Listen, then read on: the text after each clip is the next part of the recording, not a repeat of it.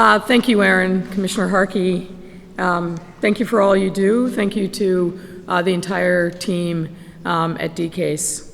Good evening, everyone, and thank you all for being here. I'm going to go off script for probably not the first time tonight, but why not start off in grand fashion? These are difficult times that we are living in. There's no ifs, ands, or buts about it. And it's hard to be a public servant in these times. People are on the front lines, giving the whole of their being to service and mission, do not ever get the recognition that they deserve, and that's particularly true in this difficult time.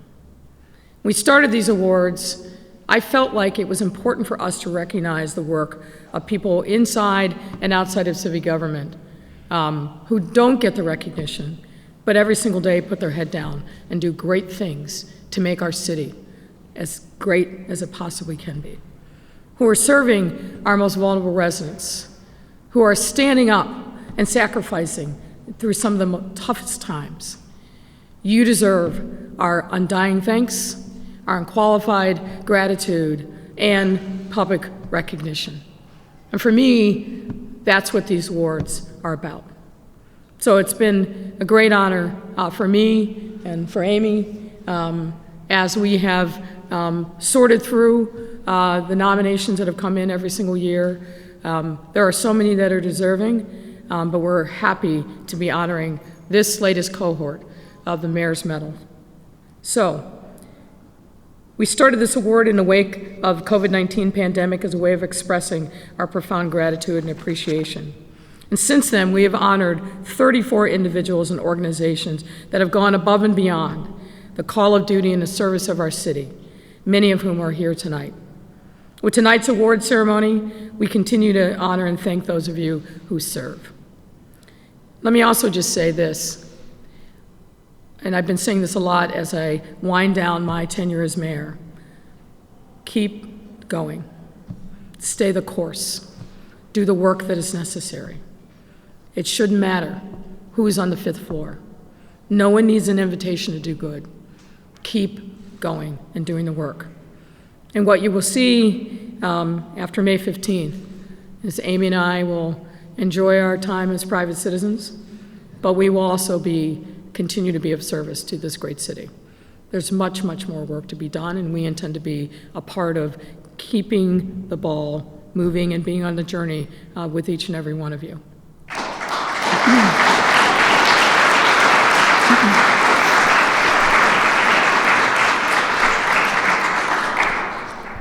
Some of tonight's honorees were particularly helpful as we responded to new challenges over this last year, such as the arrival of new migrants, the repeal of Roe v. Wade, and the outbreak of war in Ukraine.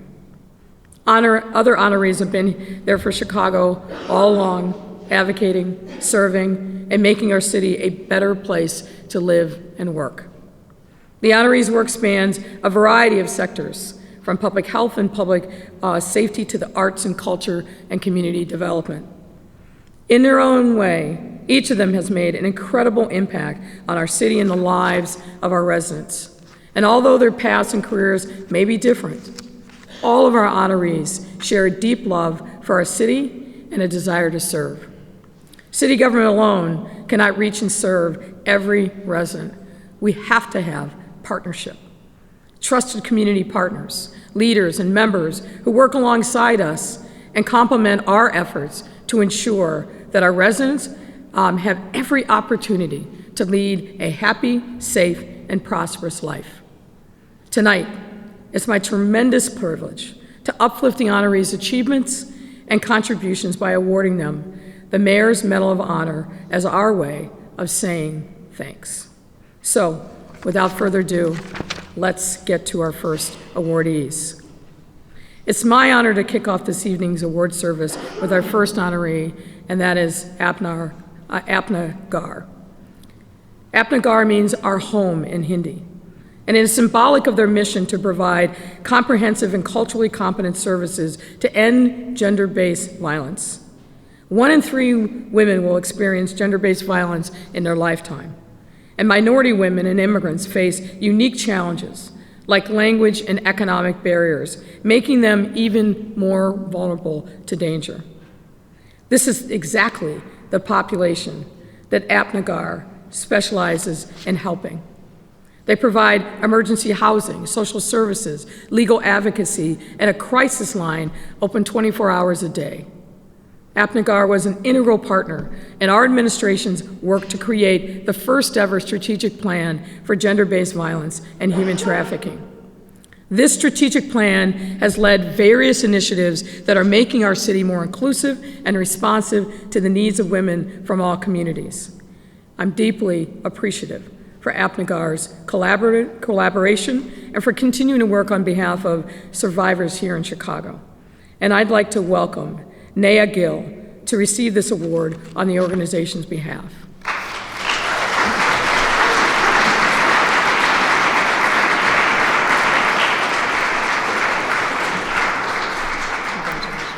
Here, we'll step over here so that we can get a proper photo.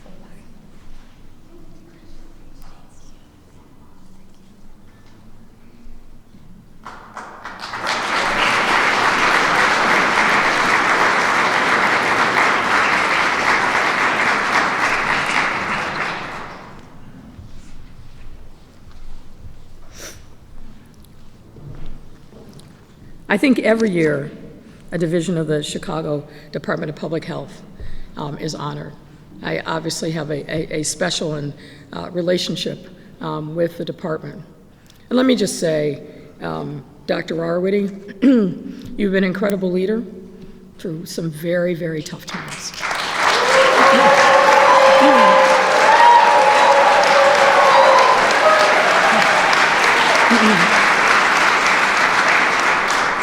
I just want you to know, and I think you do know this, you are a special talent in our city, and we are damn lucky to have you here. Some of you don't know that Dr. Rarwitty not only is a national leader, consulting with other big city public health departments across the country, consulting with the White House, but also still has a clinical practice where she volunteers her time. Incredible person, leading an incredible department. And so I'm delighted to honor the Chicago Department of Public Health's behavioral health team. When I came into office, the city's capacity to address mental health needs was woefully inadequate. I think everybody recognizes that. And I knew our services needed to be expanded to truly serve our communities. The behavioral health team went to work and established myriad initiatives and programs to expand our reach and strengthen our response to residents in need of mental health care. Thanks to their diligence and commitment to public health, the city has increased our mental health budget 7-fold since 2019.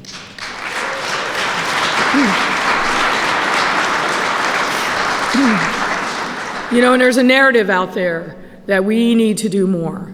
Well, we have done more. We went from serving 3,500 Chicago residents a year. No children, no adolescents, not across all of our 77 neighborhoods, to last year serving over 72,000 residents, and for the first time ever, serving children and adolescents in all of our 77 neighborhoods with free, culturally competent care.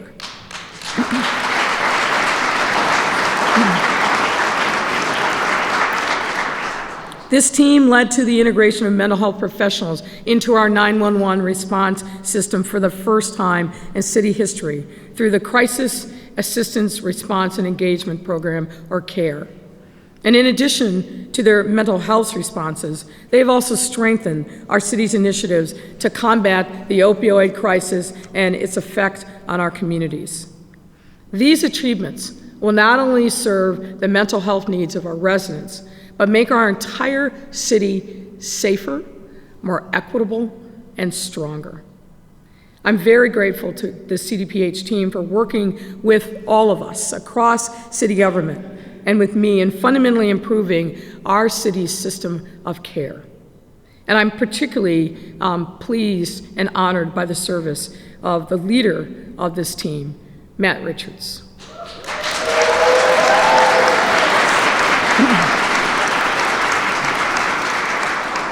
Matt and his CDPH behavioral health team must be recognized for the incredible work that they do every single day, making a difference in the lives of literally tens of thousands of Chicagoans who are in need, who are vulnerable, and they rise tall every single day to answer that need.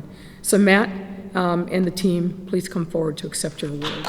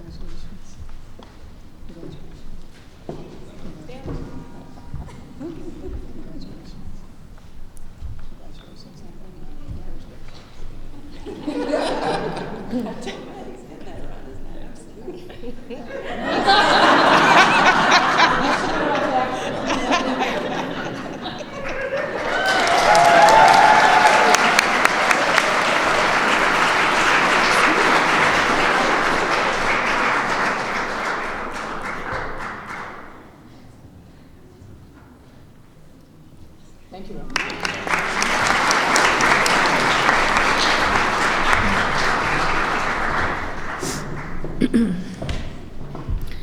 I mentioned at the outset that we are living in challenging times, and that is absolutely true when it comes to reproductive health. And now we recognize two nonprofit organizations who sprang into action long before we saw the leaked draft of the Dobbs decision last summer. The Chicago Abortion Fund and Planned Parenthood of Illinois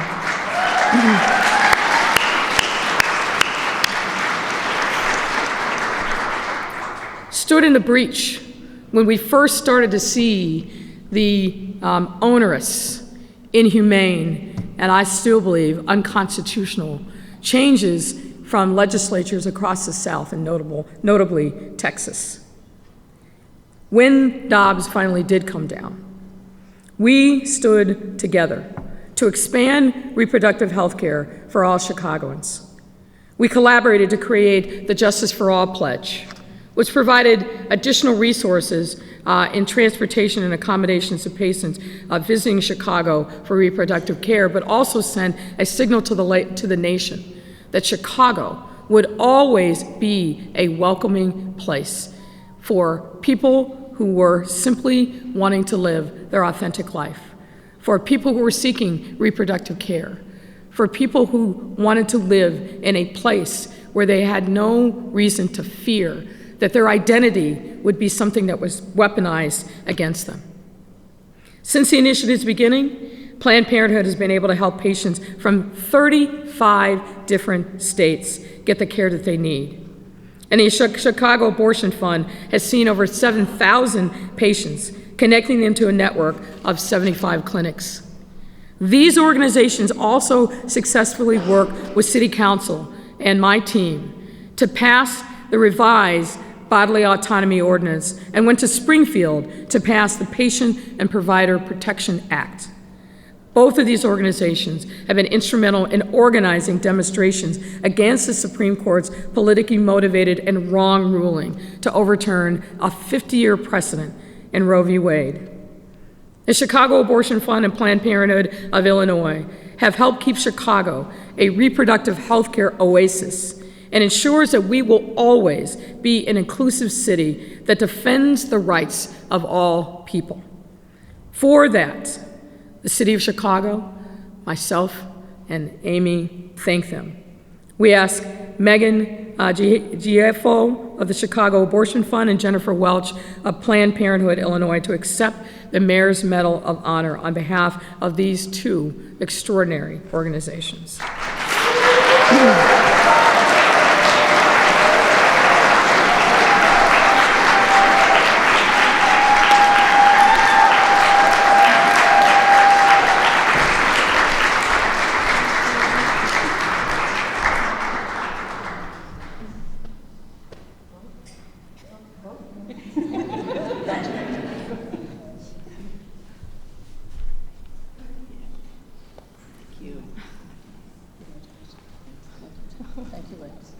Let's give him another. Oh, yes.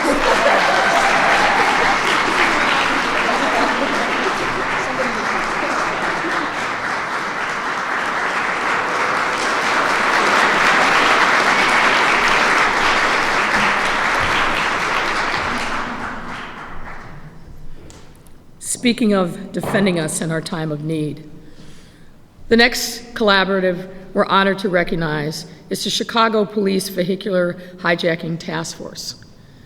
We all know that as we saw a nationwide increase in violent crime in 20 and 21 that continued into 22, carjackings was one of the number one things that people were most concerned about. It's a very personal and traumatic crime. It's one that really causes, I think, a lot of trauma and distress.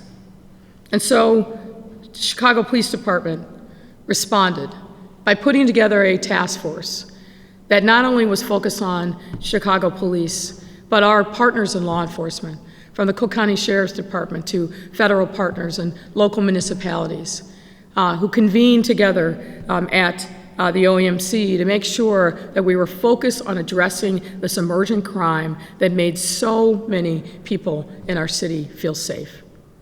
And I'm happy to tell you that as a result of their efforts, hijackings were declined last year and continue to be in decline this year. This task force is a prime example of CPD's collaborative and convening powers that are making an everyday impact on our city.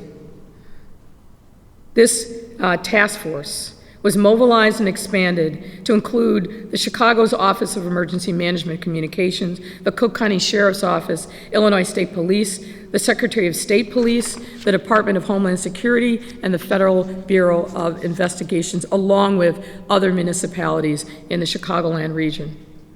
Together, they historically address and reduce carjackings.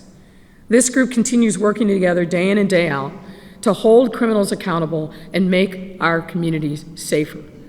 We owe them a debt of thanks for their selfless, hard work in the face of a significant amount of danger.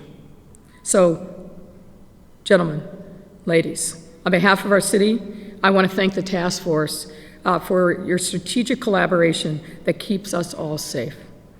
And representing the task force, I invite Lieutenant Gus Vasilopoulos, Sergeant Pete Emilio, and Sergeant Steve Jaruz from the Chicago Police Department, Chief Leo Smits from the Cook County Sheriff's Office, Major Jason Bradley from the Illinois State Police, Director Elmer Garza of the Secretary of State Police, Air Interdiction Agent Michael Sackman from the U.S. Customs and Border Protection, Special Agent in Charge Sean Fitzgerald from DHS, and Supervisory Special Agent Michael E. Goldberg and Special Agent Jonathan Shue from the Federal Bureau of Investigations. Folks, this takes a village, as you can see.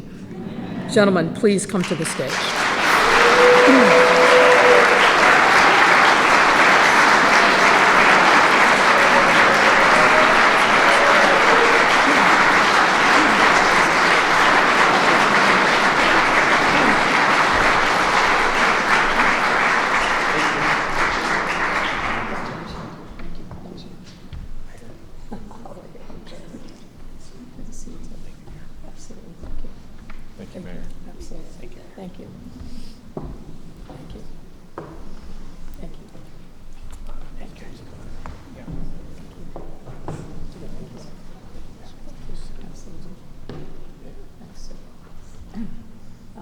I'm going to give this to you on behalf of the task force.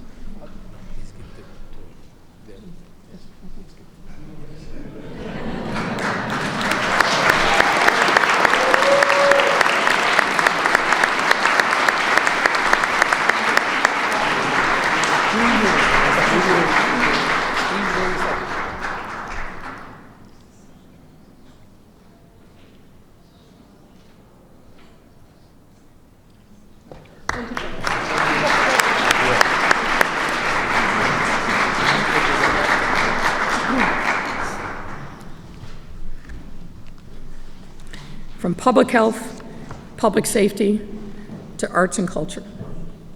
Our next awardee of the evening speaks for Illinois artists, takes on challenges facing the arts and culture industry that has been very hard hit through the course of the pandemic. But Claire Rice, the executive director of the Arts Alliance of Illinois, is a tireless and hardworking advocate for our city's artists and creatives. Arts Alliance Illinois is focused on the strength of artistic and cultural institutions whose work spans the entire state. As its leader, Claire Rice helped launch an historic $8 million Arts for Illinois Relief Fund in April of 2020 to help creative businesses survive the COVID-19 pandemic. She says, as challenging as the pandemic was, that bringing the city and the state together to build a relief fund is a career highlight, and we thank you. This fund supported workers in arts venues of all kinds during that uncertain period for their industry.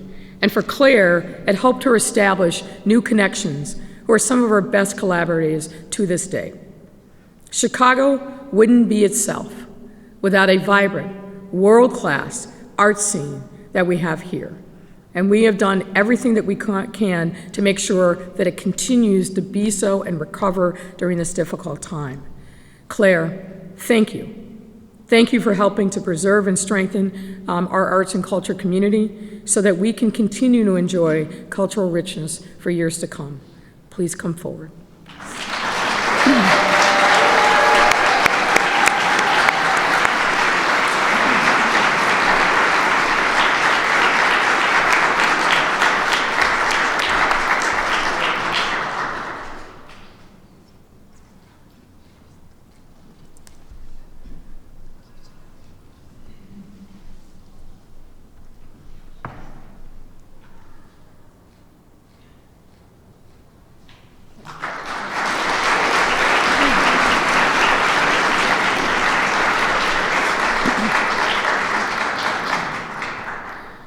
Next, I'm delighted to honor a small but mighty team that is committed to protecting the rights, health, and safety of individuals experiencing homelessness.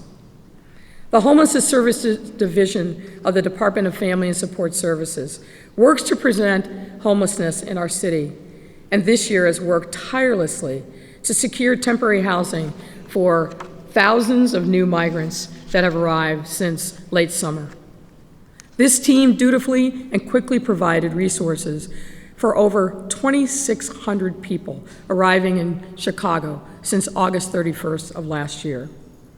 This group of public servants had to work with little to no information from authorities in states like Texas and Colorado, who sent 108 busloads of migrants to our city. And that doesn't include the hundreds who came and continue to come as walk-ins literally every single day.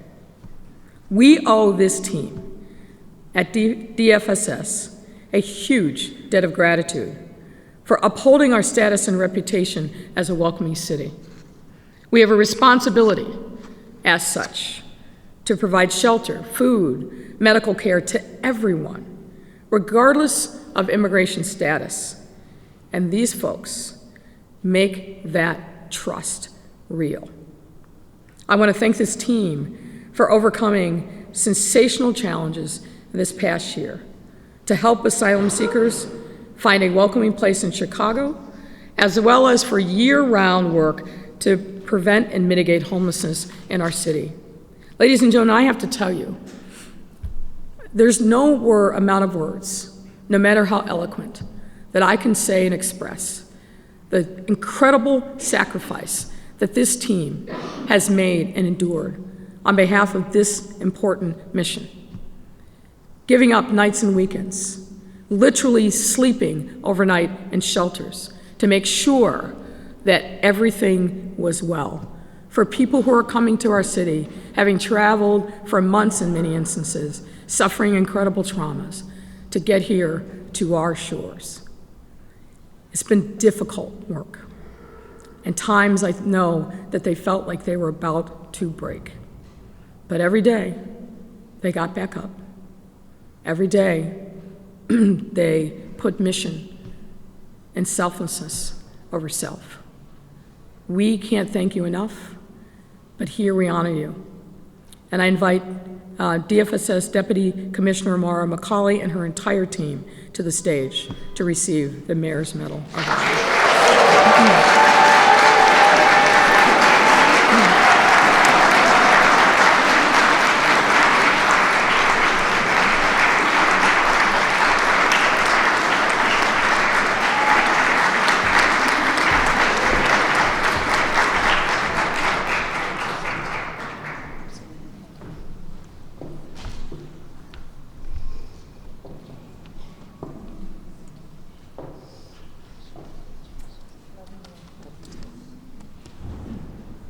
Congratulations. Thank you so much. Thank you so much. Thank you. Thank you. Thank you. Thank you. Thank you. Thank you. Thank you so much.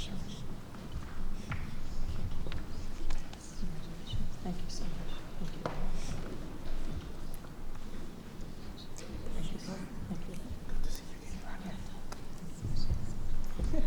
Should we do 2 lines?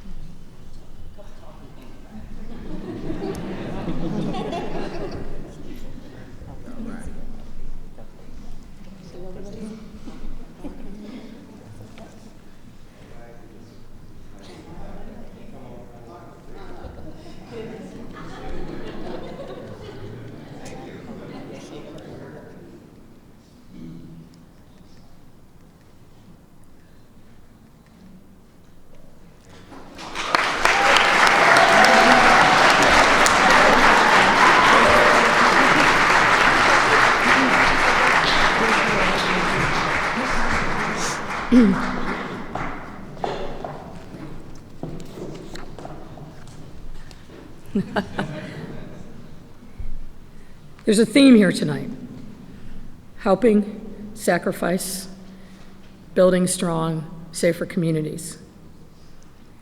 One of the ways which I am extraordinarily proud that we have manifested exactly that ethos is through Invest Southwest, my administration's signature neighborhood development initiative.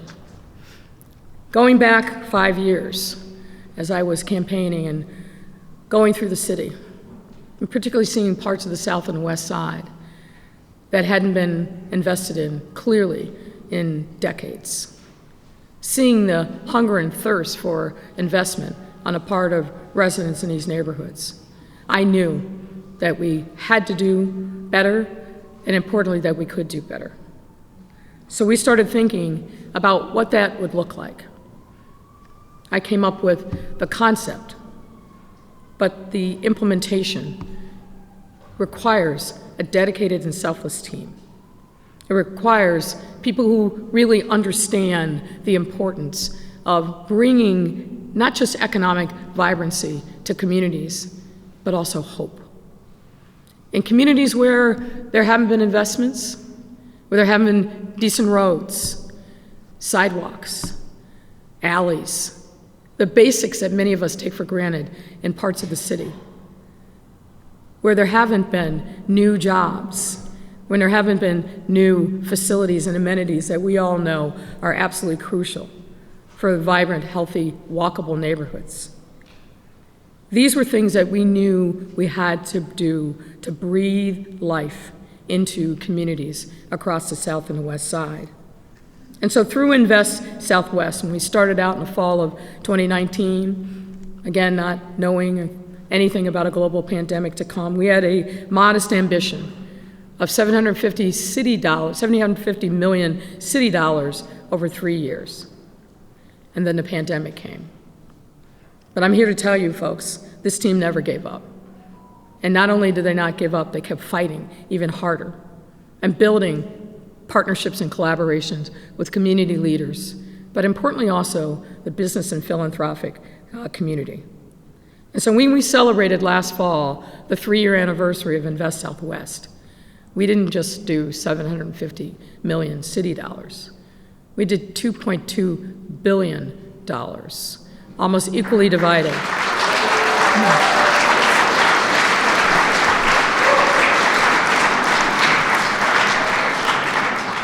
almost equally divided between the private sector and the public sector. The success of this program, in my view, has been nothing short of remarkable.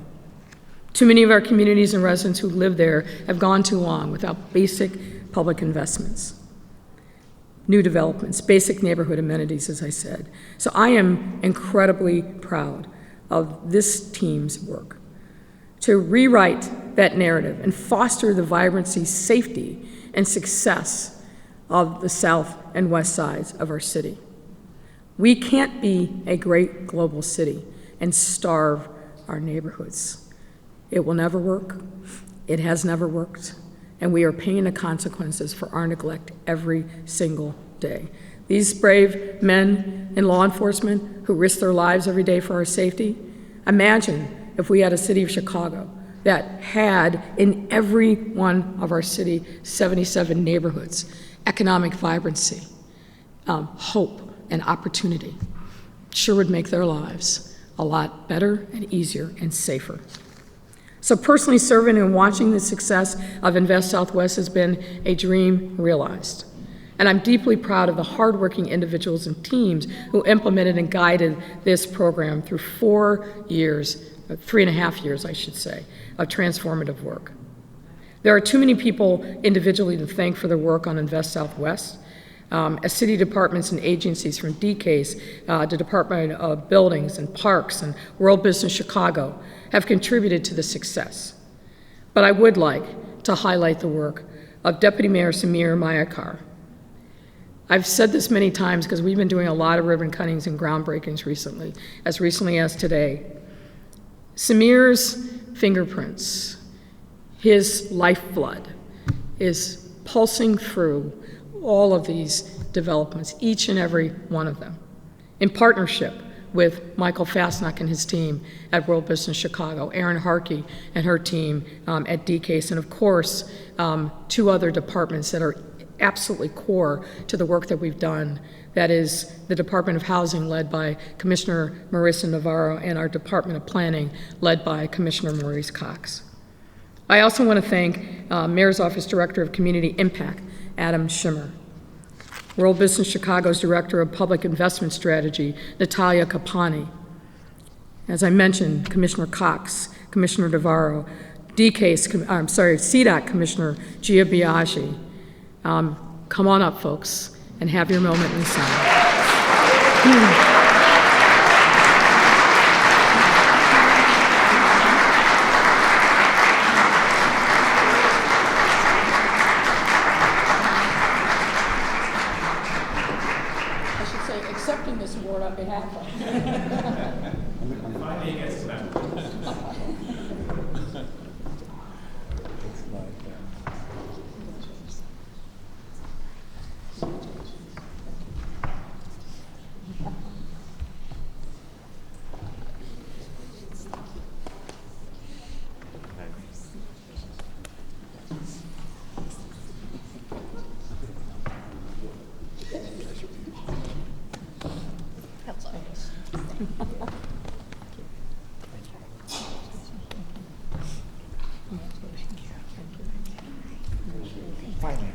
Finally.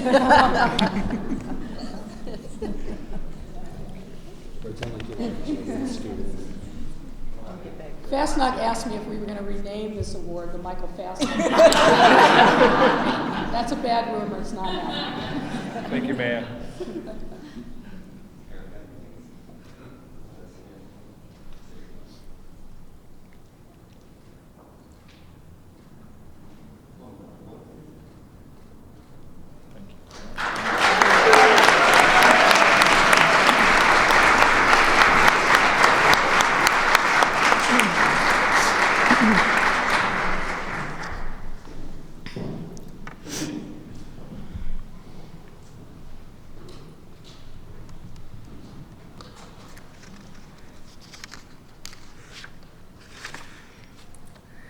This next award honors the memory and legacy of my and your great friend, Lawrence Msall, the president of the Civic Federation, who we lost in February.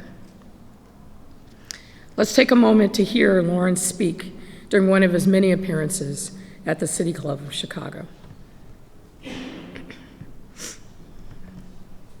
Thank you. I'm Lawrence Msall, and I am just so pleased to be here with so many of you who are here to talk mostly about other people's pensions rather than your own. It's certainly my pleasure to be here and find myself in an interesting spot to the right of Adam and to the left of Senator Staines.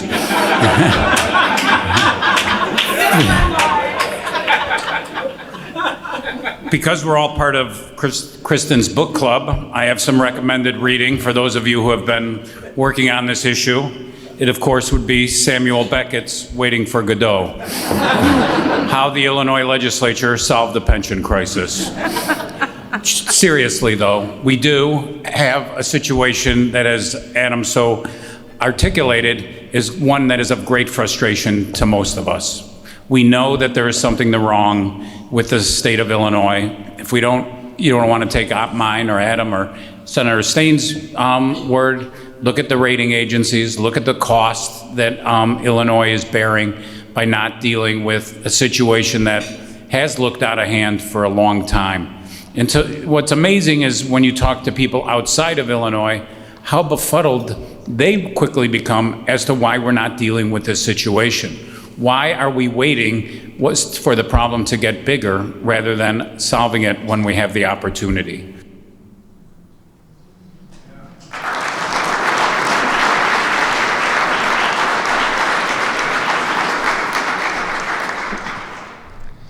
As many of you know, Lawrence had a long and incredibly successful career advocating for better governance and fiscal responsibility in Chicago and Illinois. All who knew Lawrence remember that he cared deeply about our city and our state. He was one of the greatest advocates for government accountability that Chicago has ever known. Lawrence worked with a host of civic leaders in Illinois, including 2 Illinois governors, the Commercial Club of Chicago, the United Way, and countless others. During his decades at the helm of the Civic Federation, Lawrence helped his organization become a trusted fiscal advisor for elected officials on both sides of the aisle. Personally, I always remember Lawrence for the way he constantly reached out and asked me, "How can I help?" and then provided me with his unvarnished and incredibly helpful counsel. Lawrence is someone that we still are all grieving, his untimely passing. I will always remember where I was and how I felt when I heard the news. A friend reached out to tell me, and I just started sobbing. Sobbing for myself, sobbing for Nicola and the family, sobbing for our city. I woke up the next morning and the tears flowed once again. It's a tremendous loss. Still pains, I think, many of us.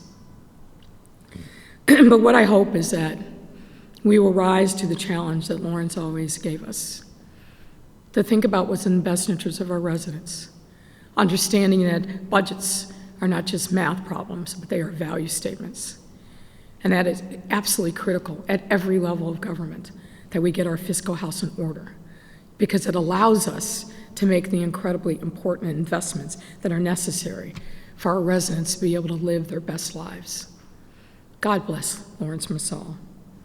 And accepting this award on his behalf is his beloved wife, Nicola Hill Cordell. Please come forward.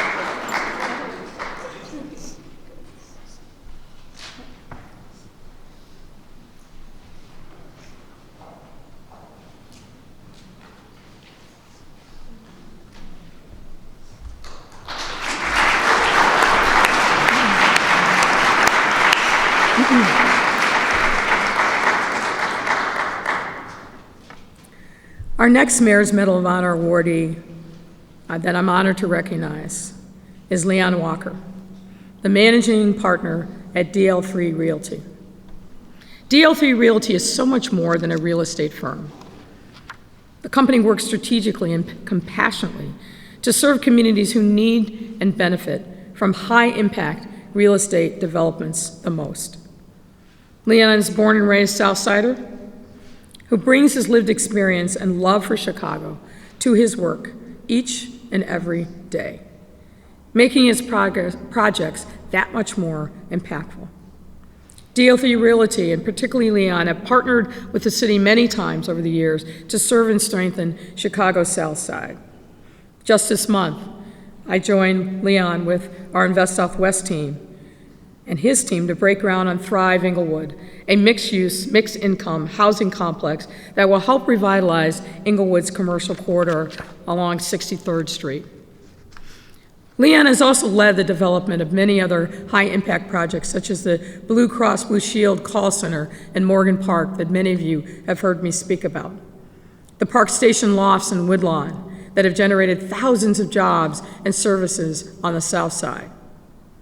Across all his projects, Leon is improving the quality of life for residents and uplifting our economy.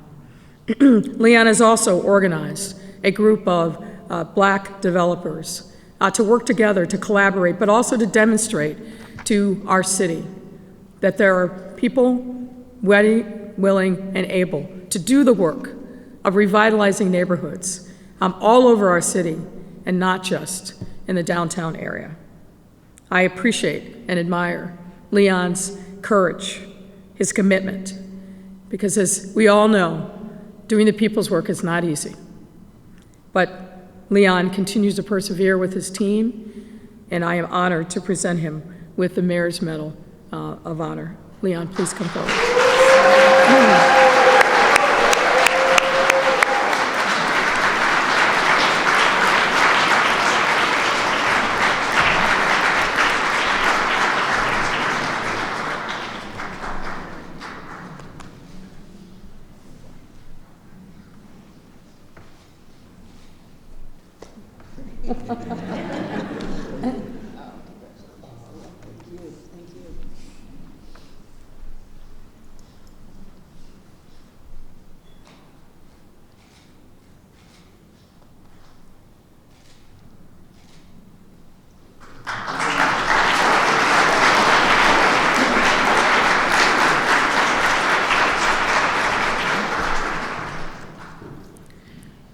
Now I'd like to honor the memory and legacy of an iconic Chicagoan who passed away earlier this year, and that is Lynn Bramer, the host of XRT Radio, who we lost in January. Let's watch a clip of Lynn talking about his love for Chicago.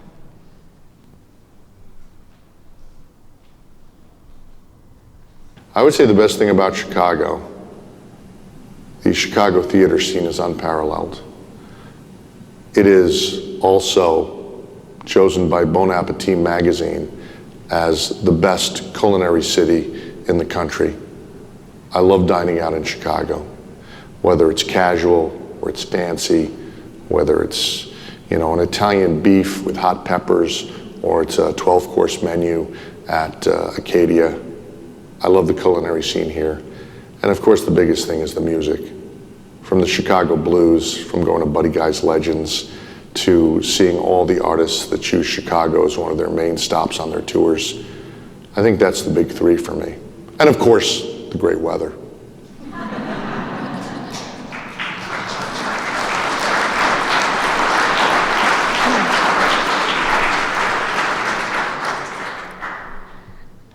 I hope most of you recognize that Lynn truly was the voice of Chicago. He joined WXRT in 1984, and he was a fixture on the airwaves, playing rock and roll and sharing his love of music with thousands of listeners. Beyond being a disc jockey and connecting his audience to the city's rock music scene, Lynn shared his wonderful perspective on life in Chicago through a series of radio essays. His introspectiveness and sense of humor won the heart musicophiles and residents across the city. Many of us, I think, spent a lot of time listening to Lynn's Been.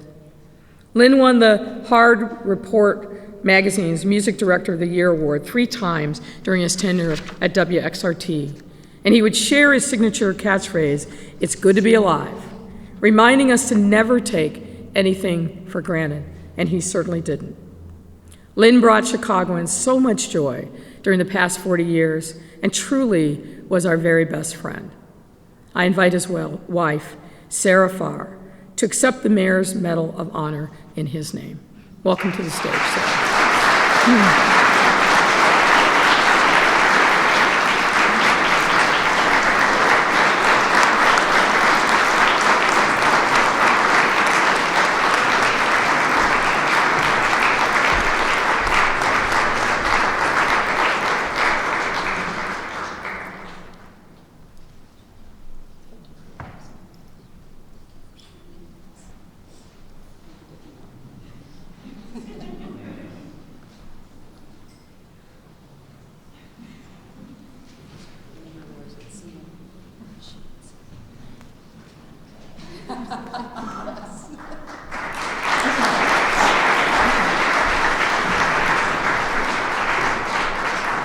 I should share that as a kid growing up in the 60s and 70s and with, as I remind them, much older siblings, I was a big fan and continue to be of rock and roll. And some of you know one of my favorites is Todd Rundgren. And every time I'd see Lynn, we'd chit-chat and I'd say, "But you really need to play more Todd Rundgren." So that was our little special joke. Next up, I'm proud to recognize Maria Pike, a board member on Chicago Survivors and a determined advocate for gun violence. I will never forget the first time I met Maria. It was in May of 2018. I was down in the back of the Yards neighborhood for a peace march. I'd never seen her before, but I was convinced that she had this effervescent glow around her. Maria has an incredible story, which I will share. In 2012, Maria lost her son, Ricky Pike, to gun violence when he was just 24 years old. This tragedy led Maria to a life of grassroots organizing, advocating, and searching for solutions to this nation's plague of gun violence. In her work, she not only advocates against conditions and policies that result in deadly gun violence, but she also seeks restorative justice for those who wield the guns, especially young people. Maria tells us that one of the guests joining her today, Xavier McAlworth Bay, opened her eyes to the idea that people aren't born bad, a phrase that he uses quite often. Rather, it's the conditions in which a person lives that leads them to a life of violence. Her work is underscored by the fundamental belief that we must all have a seat at the table when it comes to eradicating gun violence, and that we all deserve forgiveness and freedom from the dangers of firearms in our everyday lives. Her local and national advocacy has made an incredible impact. This year, at her urging, Illinois finally enacted an assault weapons ban.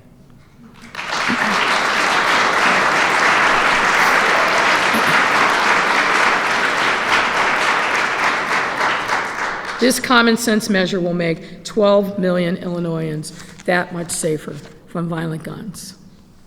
I started my narrative on Maria talking about the day that I first met her back in May of 2018. And one of the things I found remarkable about her that day that just stayed with me is not only was she there to tell her story about her son, who she lost to gun violence, she was there to create a space for other mothers who had lost their children to the streets and who were themselves the perpetrators of violence. Think about if you were in Maria's shoes and finding the grace to have kinship with mothers and fathers whose children were the perpetrators of gun violence, violence that had taken your own son. But that's really what makes Maria so special, that grace, that ability and understanding the necessity for us each to reach out to each other, because the sides of the coin are not that different, and Maria understands that. And for her work and her tireless efforts, it's my great honor to award her with the Mayor's Medal of Honor.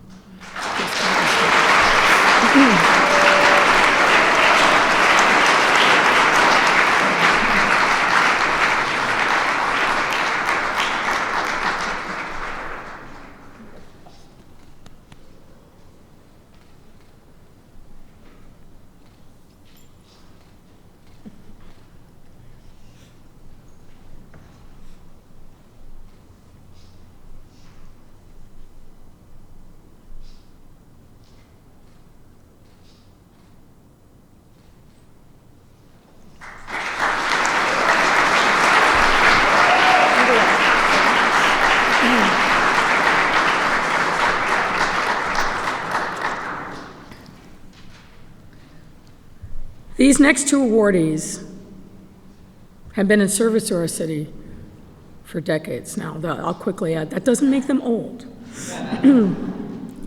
But Sarah Pang and Lynn Lockwood Murphy have served the city over the course of their careers in really too many ways to count. They are president and vice president of the One Chicago Fund, a nonprofit initiative that builds partnerships and directs investments to improve the lives of Chicagoans. The One Chicago Fund was particularly instrumental in the COVID-19 pandemic, raising millions of dollars for the city's COVID relief funds. Sarah notes this work was one of her most rewarding, and both women expressed their love for our city through their willingness to jump in and support whenever a need arises.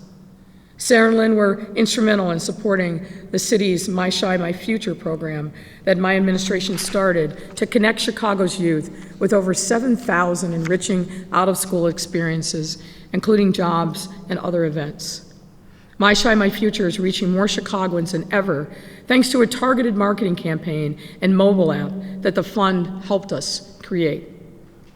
But that was just one of the many projects that they've undertaken for our city over the years. These women have served in mayoral administrations, have helped mayoral administrations going back to the time of Richard M. Daley. In partnership with the Department of Business Affairs and Consumer Protection, the fund provided 5,000 microgrants to 1,000 businesses in areas hardest hit by the pandemic. This grant program bolstered businesses operating in low to moderate income communities who were most at risk for economic hardship. There's a lot more that I could say about these two incredible women. They're already dying 1,000 deaths that their work is being spotlighted. But the fact of the matter is, no matter who sits in the mayor's office, they have come to serve. They helped us in so many ways, big and small. Amy and I are proud to call each of them friends, but importantly, I'm pleased to call them incredible Chicagoans. Ladies, please come forward.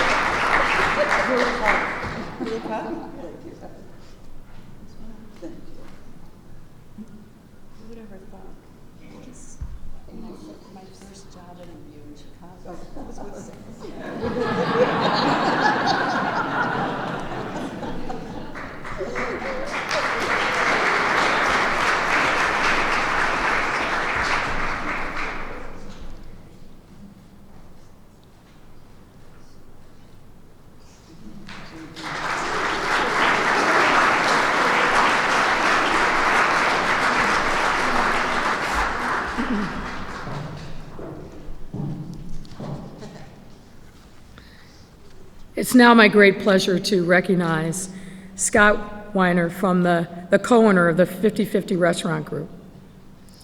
His business contributes mightily to Chicagoland's economy, with 21 local locations already open and 8 more in the works. What's more, Scott leads government relations on the executive board of the Illinois Restaurant Association.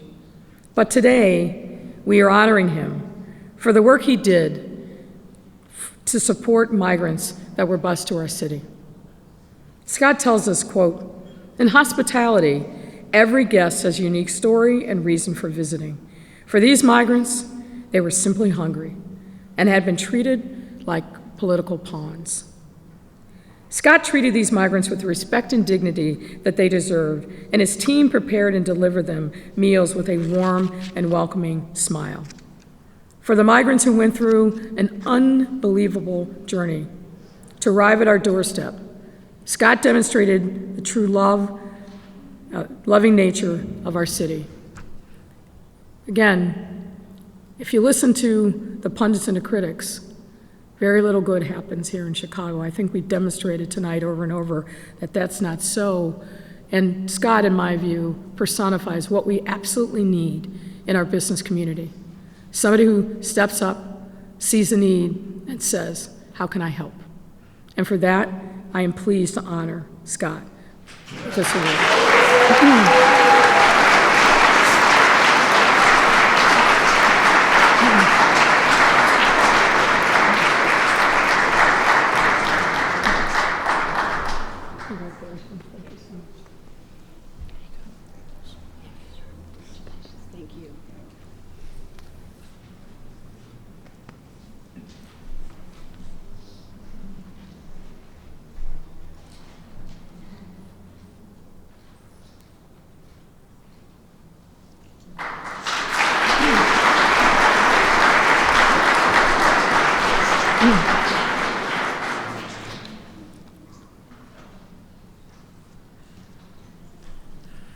In February of 2022, the world watched in horror while Russian tanks and fighter planes rolled into Ukraine, a country that had the audacity to want to be free. Free to make its own determination, free to pursue democracy, free to have its residents and citizens live a life that was seeking democracy and freedom and not totalitarianism and control by a centralized government. There are many things that have happened in that year plus. But the thing I'm probably most proud of is how our city stood tall in that moment. Many of you know that Ukrainians have been coming to our city since the 1800s. We have a neighborhood, rightfully called Ukrainian Village, where many of them still live and prosper. We are a proud city. We are a city that stands up and supports all who call the city home. And this city, particularly folks from Poland and other Eastern European countries, have really rallied behind the Ukrainian residents here, but also their brothers and sisters in the country of Ukraine and the diaspora created by this awful, awful war. There are many that we could thank and we should thank who have done the Lord's work every single day since the threat of war loomed and the reality of it became real. But I want to recognize one who I think is deserving of our thanks and our praise, and that is the Ukraine Consul General of Chicago, Serhiy Kaladov.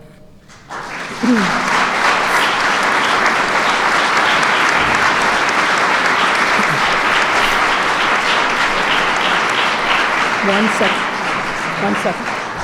Serhiy has done phenomenal work on behalf of Ukrainian Chicagoans while their country continues its defense against Russia. Here in Chicago, he has helped unite a coalition of 8 consul generals from the European Union to express solidarity for the people of Ukraine. Serhiy has been a voice of authority and reason during this deplorable invasion, advocating for an immediate stop to the fighting. His knowledge of peaceful diplomacy is unparalleled and more valuable than ever during this period in history. And with Serhiy at the helm, the consulate continues to serve as a trusted source of foreign policy expertise, even speaking to members of Congress on the importance of the United States continuing its support for the people of Ukraine. We've had the pleasure of seeing Sergei taking to the streets of Chicago, leading marches through Daly Plaza, waving the Ukrainian flag and up and down State Street, and in a continuing show of pride and solidarity. My friends, we can never, ever turn our back on the horrors of war wherever it occurs. We must continue to support the Ukrainian people so that they can one day, again, be free to determine their own destiny, free of the tyranny of Russia.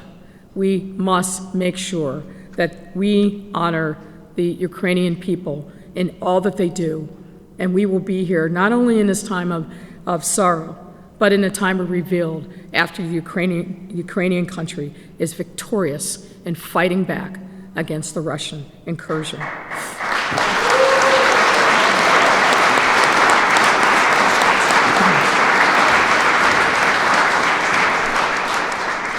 And for his incredible leadership during this very difficult time, I'm pleased to award the Mayor's Medal of Honor to our great Ukrainian Consul General.